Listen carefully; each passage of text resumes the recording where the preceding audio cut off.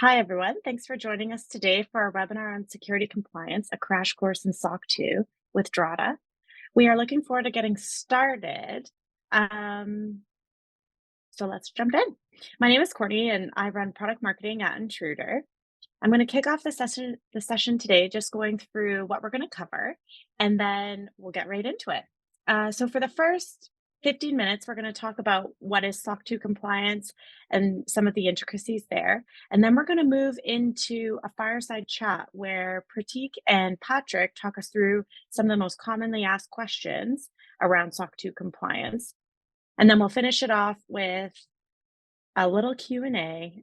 So please, throughout the webinar, pop into the Q&A section of the chat, any questions that you might have, and we'll try to answer as many as we possibly can. If we don't get a chance to answer your questions, we will follow up with you individually after the webinar. So before I turn it over to the team to jump into what SOC 2 is, let's do a little team intro. So on the call today, we have Patrick Craston, our CTO at Intruder. And we also have Pratik Bhat. He's in product at Drata, one of our compliance partners. So Pratik, I'm going to hand it over to you. Thanks, Courtney. Hey, everybody. So let's talk today about what SOC 2 compliance is. So developed by the American Institute of CPAs, SOC 2 defines criteria for managing customer data based on 5 trust service criteria: security, availability, processing integrity, confidentiality, and privacy. It's both a technical audit and requirement that comprehensive information security policies and procedures are documented and followed. As with most other compliance frameworks, it's not just about joining the dots. It also involves a complex set of requirements that must be documented, reviewed, addressed, and monitored. But before we go any further, let's just get this out of the way.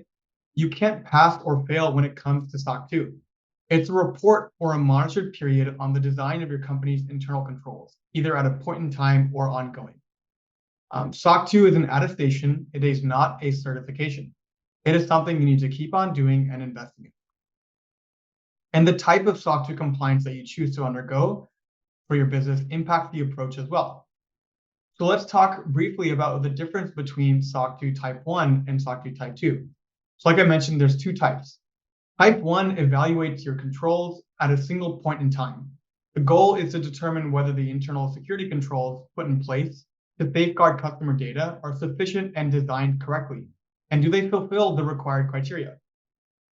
Type 2 goes a step further, where the auditor checks how effective those controls were over time, typically a 3 to 12-month period. Are they ongoing and continuous? What is their operating effectiveness, and did they work as intended?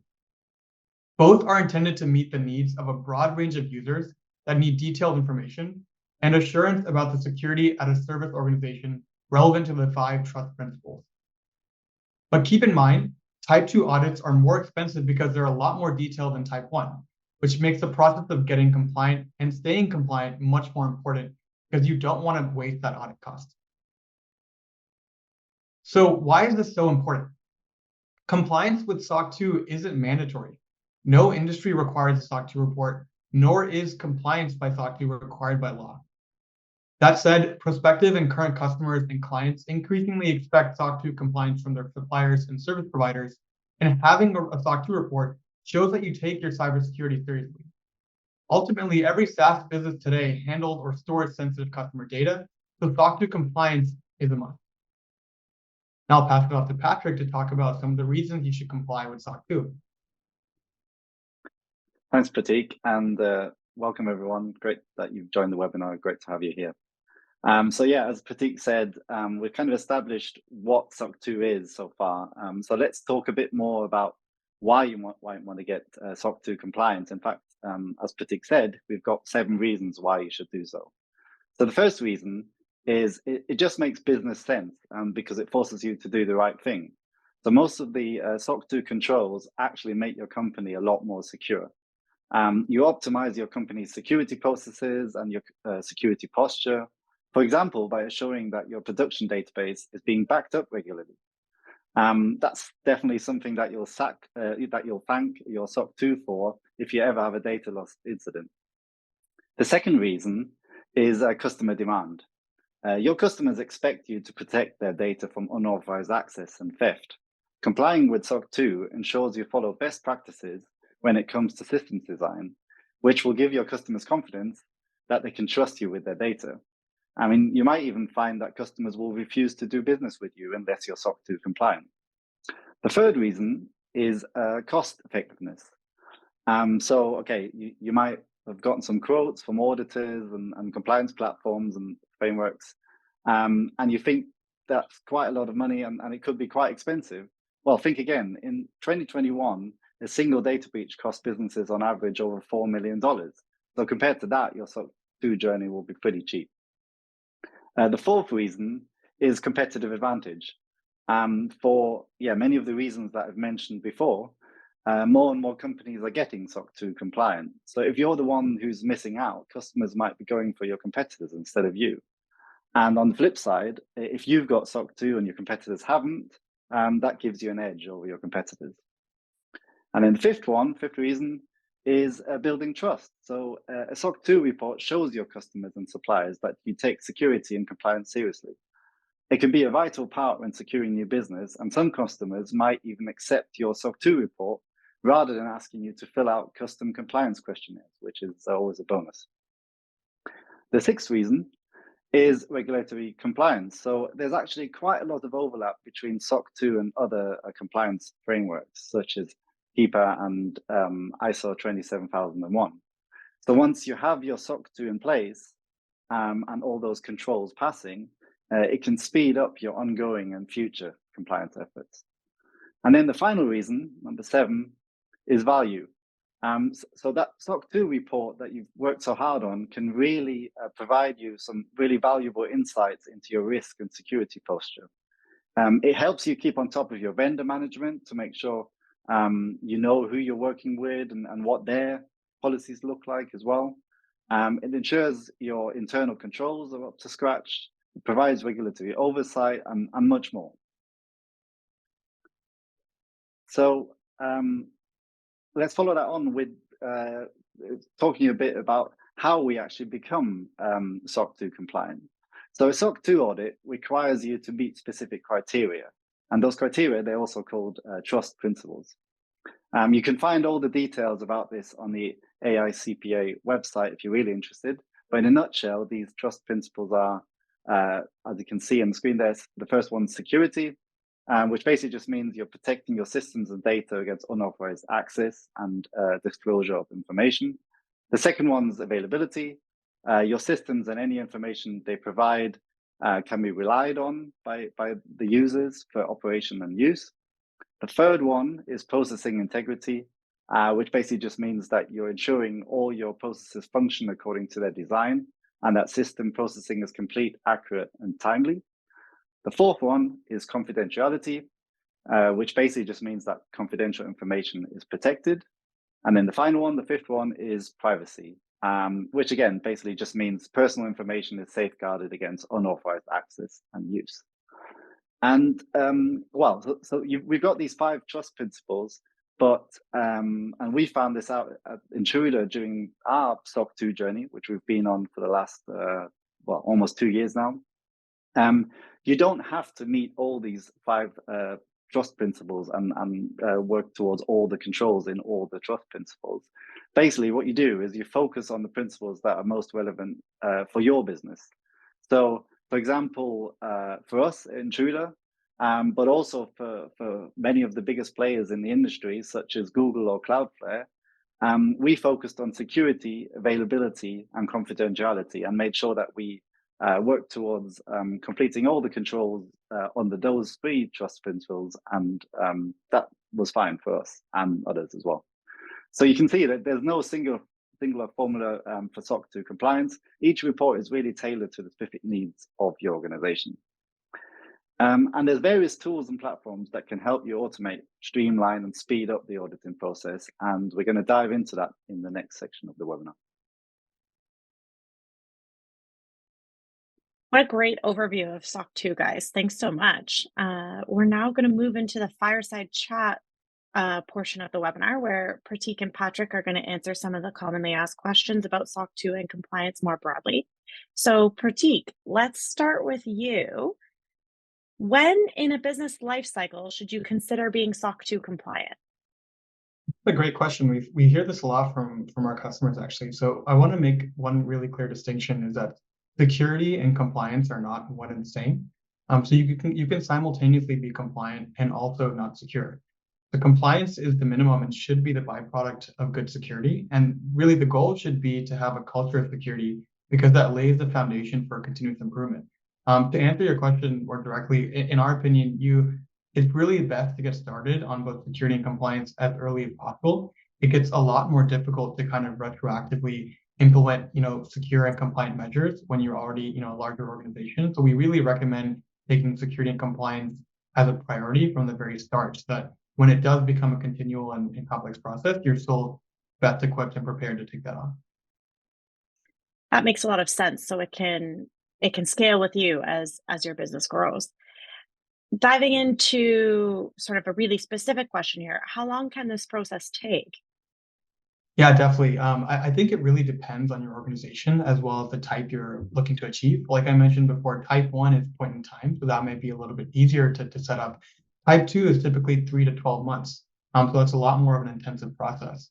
And the other factor that comes in, like Patrick mentioned, is how many trust service criteria you're looking to evaluate. So a lot of these kind of help determine what your SOC 2 scope is, which is really important. So you want to, really understand the needs of your business, understand what your scope is. And depending on that, we've seen customers go from taking about a month or 2 months to set up their internal processes, all the way to much longer if they're going through a much more intensive audit. So it really depends on what your compliance needs are, and what types you're looking for. That makes a lot of sense. Over to you, Patrick. Should businesses be ISO compliant instead of SOC 2 compliant? Yeah, so that's a really good question as well, but also quite a tricky one to answer. I don't think there's like an ultimate answer to this. So again, it kind of depends, but we can kind of go and try and go into some of the details here. So firstly, as I mentioned before, there's a large overlap between the controls of the compliance frameworks, specifically ISO and SOC 2. In terms of like the differences between the frameworks, SOC 2 is more common in the US. So if your company is based in the US or has a lot of US customers, SOC 2 might be a good one for you. Conversely, like if you have a lot of customers in Europe or you're based in Europe, then ISO might be a good choice because it's more prevalent there. ISO is slightly more involved, so it can require more effort and more cost from the business. And I think in general, it's worth saying that many of the SOC 2 controls, and again, it ties in again what I was saying earlier with the reasons to go for SOC 2 as well, just make a huge amount of sense, like business sense, for modern SaaS internet businesses. So all this stuff where it's like checking for regular database backups or firewall configurations and all these kind of things, that's stuff that you should be doing anyway as a modern SaaS internet business. So yeah, along those lines, really, SOC 2 could be a good choice if that's the kind of company that you have. Really interesting. It's my understanding that an auditor also needs to be chosen, and that choosing the right auditor is a particularly important decision. Pratik, can you give us a little bit of insight on to what is the best approach for choosing an auditor and why that's so important? Yeah, definitely. Like, choosing the right auditor for you is like you mentioned, an extremely important piece. We like at Drata, we have an auditor directory, so we really recommend kind of working with the tools that you're using internally and seeing what audit partner is best suited for my needs. So working with audit directories is a great place to start kind of with us. We also have an ask an auditor series where you're able to ask auditors questions and really understand, what is the auditor looking for? How can they best serve my company's needs? Because that relationship is really important. So it really depends on the stage of company that you're looking for, as well as the involvement of the compliance framework that you're looking to achieve. Awesome. Maybe Pratik, we can grab that link on the for the auditor directory and share it. I'm sure there's people on the call that would be interested. In 2023, Intruder actually got our SOC 2 attestation. Remember, it's not a certification. And an interesting question that we get often is, if your business is told to become SOC 2 compliant, where do you start and who does this fall on to coordinate? Patrick, do you want to talk us through sort of our process here and how it came to be? Yeah, sure. So yeah, it's an interesting one. I guess is it an honor that you get selected to be the person to work on SOC 2 or not? Certainly is once you do get the attestation at the end. I think it's a good one to have gone through there. But yeah, so if your business is kind of SME size, mid market, like we are at Intruder, you most likely don't have a dedicated information security or compliance officer or something like that. So it's got to be someone basically from the business who coordinates the effort. And I think depending on which type of SOC 2 you're going for, there's slightly different people involved. So for SOC 2 type 1, the biggest effort for us really was writing up the various policies. And then putting together the system description. And it really has to be a coordinated effort between the various policy owners. So depending on the type of the policy, you'll have a different person in the business who writes that. So it could be the CEO, or it could be head of people for kind of organizational policies, or the CTO for technical policies. But it does require one person to kind of keep on top of everything and make sure that's brought together. So for type 1, that could be a head of operations or chief of staff. But in Intruder, it was me who did that. So that worked as well. For type 2, the biggest effort really is because you've already written that system description. The biggest effort is collating all that evidence to show the auditors that you are complying with the various controls. So basically that you're doing what you said you were doing in the system description. And many of those controls are quite technical. So like showing what I mentioned earlier, that you back up your database regularly, or that you deny public SSH access to your servers, that kind of stuff. But also organizational. So it can also be stuff like showing that you perform background checks on employees that start in your company. So it really requires someone to coordinate all this who has good overview of the organization, and crucially also has access to the right systems. So that person doesn't have to do all the work, of course not, but they do have to be able to keep on top of things and coordinate things from there. So if you're in a similar organization to us here at Intruder, the CTO is probably the best person to coordinate definitely the kind of technical side of the business, and then a lot of collaboration with people who can help on the organizational side as well. I'm sure all the CTOs on this call appreciate being nominated. That's all right. Are there any lessons that you learned through our SOC 2 attestation process that you can share? Yes, definitely. So full disclaimer, I didn't know that much about SOC 2 or compliance before we started on this journey. I know more now. And I think that the biggest lesson that we learned, and luckily this is something that we did do from the start, so all good on that front, that compliance is really hard if you don't automate it. So it's a huge admin effort if you let it stack up, and automation is really the key to make the whole process manageable. So how do we do it at Intruder? We use Drata to automate our process to become SOC 2 compliant, and we continue to use it on a continuous basis to make sure we stay compliant.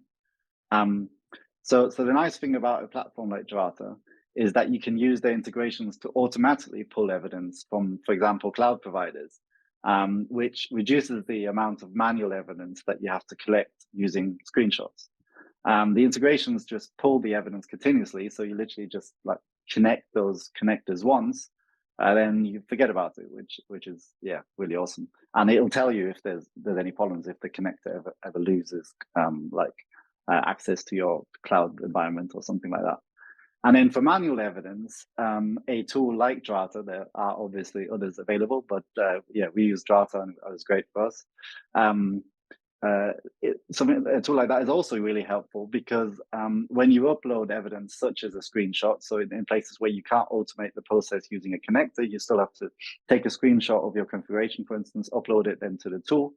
You set an expiry date, and Drata will remind you to update that evidence when it expires, so maybe after a year, 3 months, or whatever. And that means that keeping on top of your evidence becomes like a continuous job where you're continuously doing like small tasks rather than this one-off massive task that looms kind of when the auditor deadline comes along and the auditor says, oh, I now need these 1,000 pieces of evidence uploaded or something. And because you've got it all in this app, in this web app, you also don't have to kind of keep all your screenshots in folders inside some file sharing system or whatever. And this automated reminders whenever some screenshot evidence expires, just make sure that you kind of never miss anything and you don't kind of have stale evidence lying around, basically. And all of that is really useful because this SOC 2 Type 2 report needs to be updated once a year. So it really pays to kind of keep your evidence updated. So the way we've approached it is that we kind of had this big job initially of getting everything in place, connecting everything, uploading all the evidence. But now we make sure that we're kind of inbox zero, 100% compliant all the time, so that when the next audit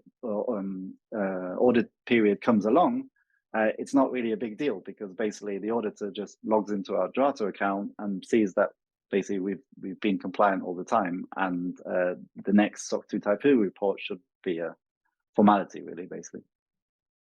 And then finally, it's worth noting as well that like obviously many of these bits of evidence, you upload evidence of a certain configuration, that's fine, but some of the things that you have to do for SOC 2 actually involves a separate task. So one of these things is vulnerability scanning. So at Intruder, we use the Intruder platform to scan our systems for vulnerabilities. We have scheduled vulnerability scans set up to show our systems are checked for weaknesses in a continuous manner. And this means that we kind of always have a recent vulnerability scanning report ready, and we can upload that as evidence into Drata, and we can tick off all the controls that are related to vulnerability scanning. And I think, Courtney, you're going to give us a quick run through now how easy it is to upload vulnerability scan reports directly from Intruder into Drata. That's right. I mean, why not shamelessly plug the two platforms a little bit? But also, Drata and Intruder are so focused on compliance automation and deep automation to make security compliance that much easier. So we have partnered with Drata to streamline this so that we can make compliance feel as easy as possible. When we integrated with Drata, you can send your evidence of vulnerability scans directly from Intruder to Drata in just one click. And spoiler alert, in a few weeks, you won't even have to click a button. You will be able to click a button, but we'll talk about that at the end. It should happen automatically if you choose to do that. So there are a couple ways you can send your vulnerability scanning evidence directly to Drata from Intruder. The first one is from your scans overview page. You can see that right down here, there's a little send to Drata button that you can click, and it will go. You'll get this nice little notification that says your evidence has been sent. So you don't have to worry about whether or not it made it. And then if you jump right into Drata, you'll be able to see that it's already there. You've got a little check mark on the bottom, and you can feel very confident that you don't need to manually chase this up.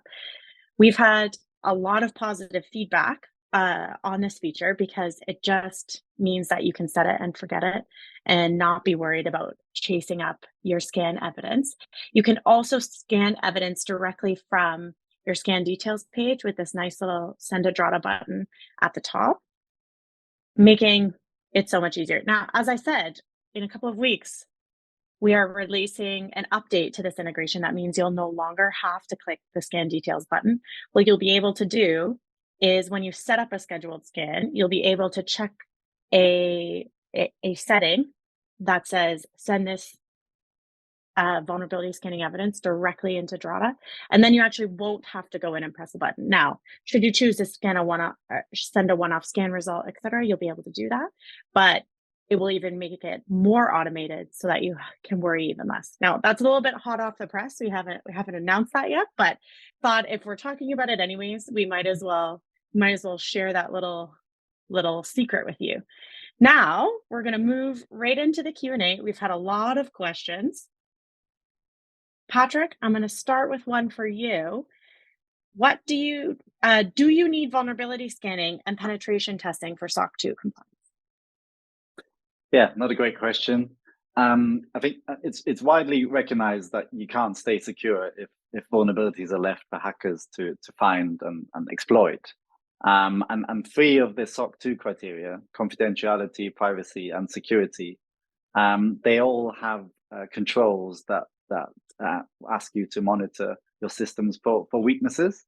And the AICPA also recommends that you consider using both vulnerability scanning and penetration testing for effective monitoring of vulnerabilities and potential risk. So it's definitely a very good idea. And once you do both vulnerability scanning and penetration testing as part of your SOC 2 audit, the auditor will look at your reports because you upload the evidence there. And then, excuse me, the auditor will actually, in their report, they'll mention that you've done the vulnerability scanning and the penetration testing, and they will mention there that you haven't, or that you haven't had any high or critical vulnerabilities in those reports, which hopefully you won't. And it's worth just mentioning that, like penetration testing, vulnerability scanning offers deep insight into internal and external vulnerabilities, but there's a significant difference. So penetration testing obviously is a simulated attack on your systems performed by humans. So it's a point-in-time assessment. You might do this once a year or so, whereas vulnerability scanning is automated. So you can run it as often as you want, really. So you can almost run it kind of on a continuous manner, but certainly like, say, a monthly, weekly manner or something like that, and search for gaps and cracks in your systems. Great. I have a question for Pratik. How does high trust compare with SOC 2 compliance? Great question. So they are two very different frameworks. So high trust, to be clear, is a certification, whereas the SOC 2, which is an attestation, and you typically get a report from that. SOC 2, like Patrick and I were walking through at the beginning of the webinar, is a lot more flexible. You're really determining the scope of that SOC 2 report based on your organization's needs. High trust was formed particularly with the healthcare focus in mind, but with healthcare professionals along with information security folks that came up with the requirements for that framework. It's a lot more prescriptive, it's a lot more intensive, and focused a lot on data security and privacy. So if you're at all in the healthcare space, I'd really recommend, high trust is something that a lot of healthcare companies typically look into because it's a lot more all-encompassing. While SOC 2, we're seeing a lot more organizations in the tech space when they're, SaaS companies and things like that going for SOC 2. There is, some overlap between the two, but I think there is, it's really up to your organization's needs and what the focus is for your company. That makes a lot of sense. Question to the table. How does SOC 2 differ from ISO 27001 and Cyber Essentials Plus? Pratik, do you want it? Yeah, I think Patrick touched on this a little bit earlier. There is a large overlap between the two, so I think there is benefit in, if you've already started on your SOC 2 journey, you can take a lot of the progress you made from that and attribute it to your ISO journey as well. Like Patrick mentioned, ISO is a lot more common outside of the US, especially in Europe. It's slightly more involved, so it can require a lot more effort and cost from the business standpoint. And SOC 2 on the other side, like I mentioned, is a lot more flexible. You're looking at determining what the scope is and really understanding what your compliance needs are from the very start. So those are some of the differences. And like I mentioned, there is overlap. So I wouldn't feel super daunted about, hey, I'm on my ISO journey. How do I start my SOC 2 journey now? So you should feel pretty confident that you can, take the progress you made from one and apply it to the other.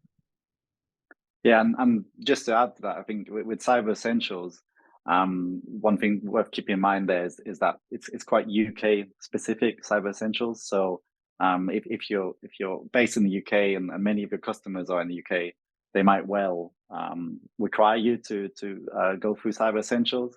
But if you are kind of operating worldwide, especially in the US, then your Cyber Essentials is that a certification? I think so.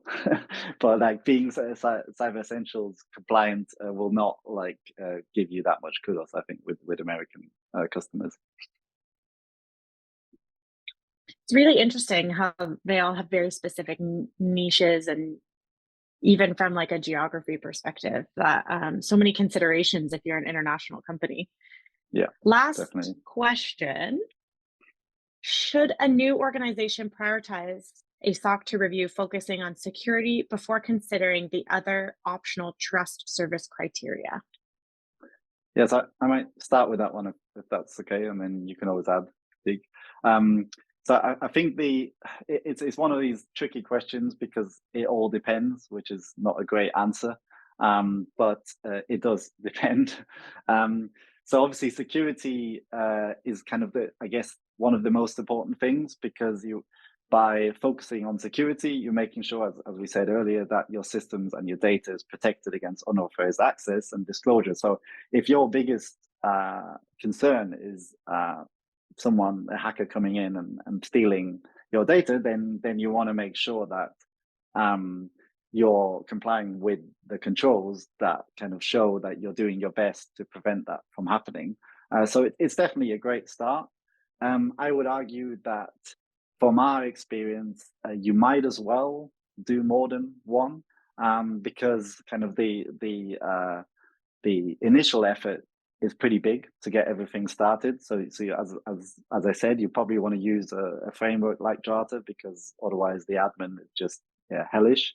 So you want to set that up. Then you need an auditor, so you're already setting that up, and you're already going to be working with a whole bunch of controls just to get the security trust principle sorted. So you might as well add another trust principle in there, just because you've already done all this previous stuff. You might as well also do a bit more, and that ends up then just giving you a little bit stronger, I guess, or more convincing report in the end, because you can say you're complying with 2 or even 3 trust principles. And it's also worth looking at other companies in your industry to see what they're doing, because in the end, like if others are complying with, say, 3 of the trust principles, that's a pretty good indication that you should maybe do something similar, because that's in the end, if you say to your customers, we're doing this, and they look at others and they're also doing this, then yeah, that's always a good indication. Yeah, I think that covers a lot of it. The only thing I would add is I think it's always great to get started. Like with a lot of these big questions regarding SOC 2, because it is so broad, I can totally sympathize with how daunting and overwhelming it might feel, especially if you're like, hey, my customers want this report, my partners want this report. I can definitely feel how it might feel overwhelming, but I would really say take some time to internally evaluate what your company needs and how you want to position yourself and what you can really benefit from. You don't want to take on every single challenge all at once. SOC 2 is definitely one of the things where you can continually build on your progress over time. But definitely look internally, figure out what does your company need, how do you best position yourself, whether your competitors or other folks in the market are also doing, and take some sort of benchmark that you think is appropriate and manageable for your organization based on your needs. And yeah, we really recommend leaning on the tools that you're using, whether that's tools like Intruder or Drata, and relying on those compliance experts, and making sure that you're setting yourself up. I think that's a great way to start. Amazing. Thanks so much, Patrick and Pratik, for sharing all of your compliance and specifically SOC 2 knowledge today. And thank you to all the attendees for joining us. If we didn't get to answer your question, we'll follow up with you directly. Also, everyone who's registered will receive a copy of the webinar for you to rewatch or share with your team. Remember, you can always get in touch with us via the chat box on our website or in Portal. And if you're new to Intruder and interested in trying out our vulnerability management platform, just scan the QR code there and I'll take you right to the page.